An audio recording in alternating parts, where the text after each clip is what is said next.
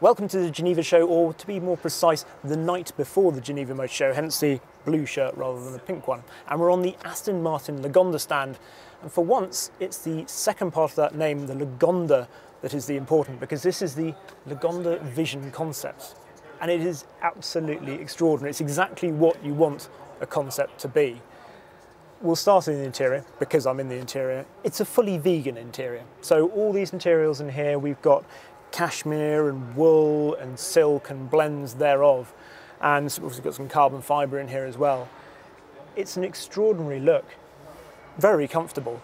It's so airy in here as well. We've got this amazing sort of glass house over the top, the windscreen that folds back up over here, and it's an amazing place to be. We have these ceramic tiles here, some of which are active, so you've got the light panels or the air conditioning, so it depends what's on in terms of how these move around.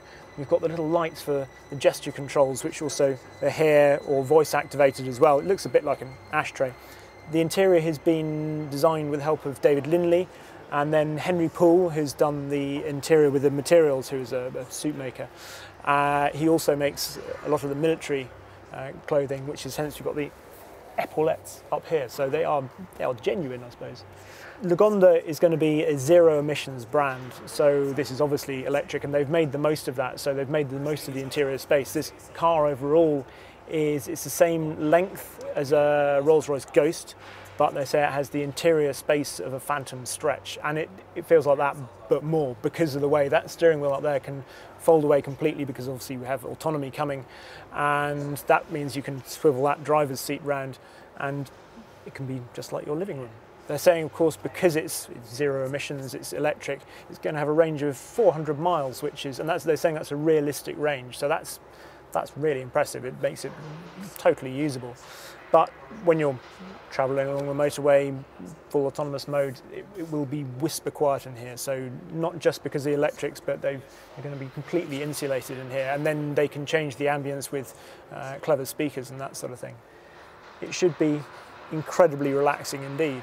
The ambience is something, it's hard to put your finger on. It's a bit 70s, a bit futuristic. So I suppose it's from the year 2070. And the exterior, we'll talk about that for a second, because it looks luxury and looks enormous, but it also looks very sporty as well, which I like. And obviously the aerodynamics are a big part of this, because they want to maximise that range. So they don't want just a big box of a thing. But it looks every bit as imposing, I think, as a Phantom, but just in a different way. There's a bit of the Pink Panther machine in this, I think.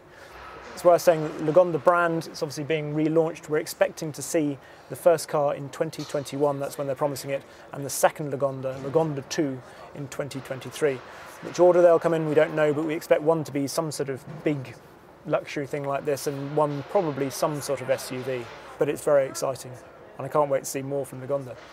One other thing I meant to mention, these panels actually fold up when the doors open, so that you can walk into it and then sit down. You don't have to duck down. They're saying this is like Concorde class compared to first class. It's that extra step above.